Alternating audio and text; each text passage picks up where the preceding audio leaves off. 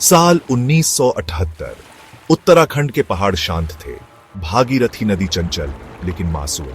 उस वक्त किसी ने सोचा न था कि इस सुकून को एक दिन चीखों में बदल देगा विकास का दानव। टिहरी डैम एक सपना या कहें कि एक महत्वाकांक्षा जिसने अपनी नींव में ही दबा लिया हजारों लोगों की जिंदगी। विस्थापन, विरोध और फिर एक बांध जो बन गया प्रकृति और इंसान के बीच दीवार। सालों तक चली जंग, एक तरफ सरकार, दूसरी तरफ लोग। आखिरकार जीत हुई बुलडोजर की। 2005 में टिहरी डैम अपने पूरे कद में खड़ा था। पहाड़ डर गए थे, नदी खामोश। एक अजीब सी खामोशी छाई थी, जैसे प्रकृति भी जानती हो कि कुछ बहुत बड़ा होने वाला है।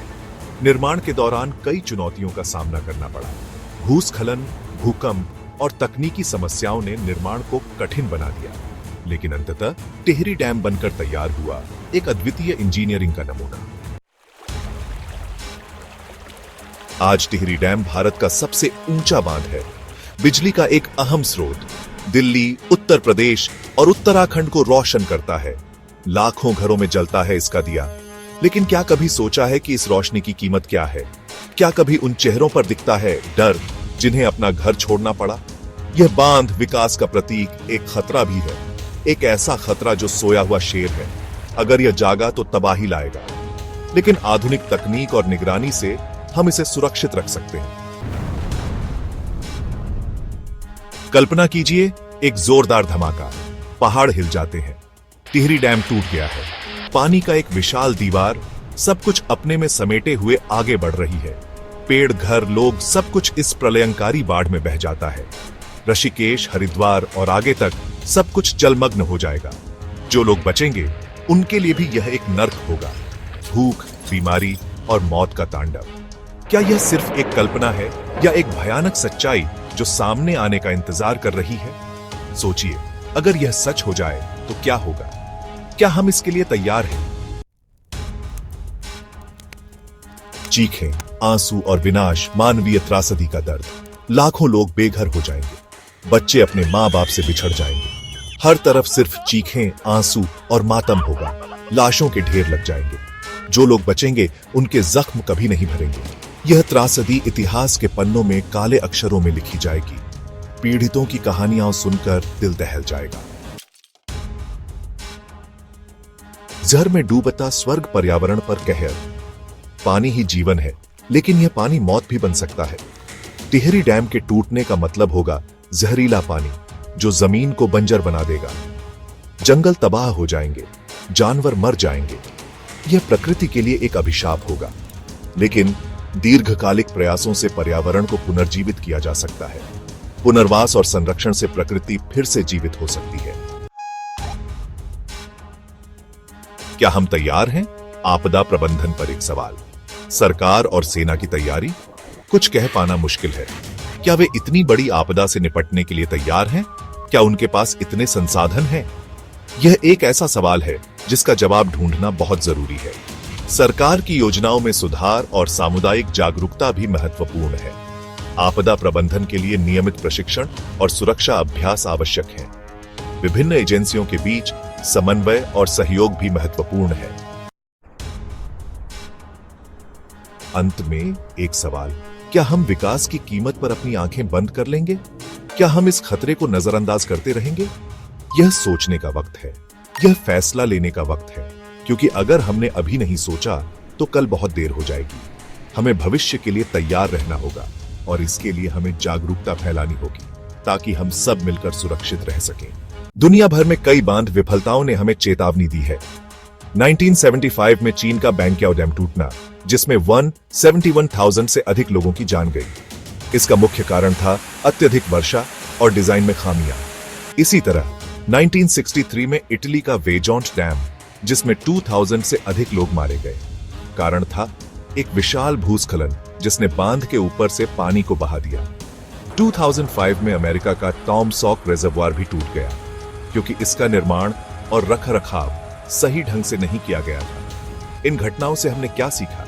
सबसे पहले, बांधों के डिजाइन और निर्माण में उच्चतम मानकों का पालन अनिवार्य है। दूसरा, नियमित निरीक्षण और रखरखाव बेहद जरूरी है। और सबसे महत्वपूर्ण, आपदा प्रबंधन की योजना और तैयारी हमेशा तैयार होनी चाहिए। टिहरी डैम की सुरक्षा के लिए हमें इन वैश्विक उदाहरणों से सबक लेना चाहिए।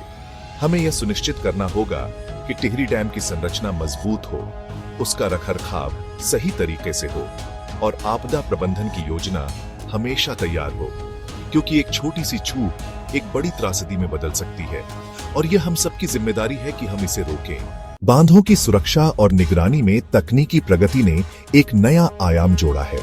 आजकल स्मार्ट सेंसर और इंटरनेट ऑफ थिंग्स (IoT) का उपयोग बांधों की संरचना और पानी के स्तर की वास्तविक समय में निगरानी के लिए किया जाता है। ये सेंसर तापमान, दबाव और कंपन जैसे मापदंडों को लगातार मॉनिटर करते हैं, जिससे किसी भी संभावित खतरे को पहले ही पहचान लिया जा सकता है। ड्रोन और सैटेलाइट इमेजरी का भी व्यापक उपयोग हो रहा है। ये तकनीकें बांध की सतह और आसपास के क्षेत्र की उच्च रिजोल्यूशन तस्वीरें और डेटा प्रदान करती हैं, जिससे किसी भी संरचनात्मक कमजोरी या पर्यावरणीय बदलाव को तुरंत पहचाना जा सकता है। इसके अलावा आर्टिफिशियल इंटेलिजेंस (AI) और मशीन लर्निंग (ML) का उपयोग डेटा विश्लेषण में किया जा रहा है।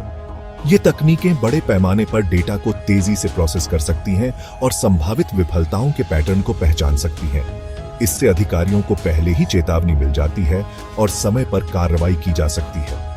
इन तकनीकी प्रगतियों के साथ टिहरी डैम और अन्य बांधों की सुरक्षा को और अधिक मजबूत किया जा सकता है, लेकिन यह तभी संभव है जब हम इन तकनीकों को सही तरीके से लागू करें और नियमित रूप से अपडेट रखें, क्योंकि अंत में तकनीक का सही उपयोग ही हमें संभावित आपदाओं से बचा सकता है।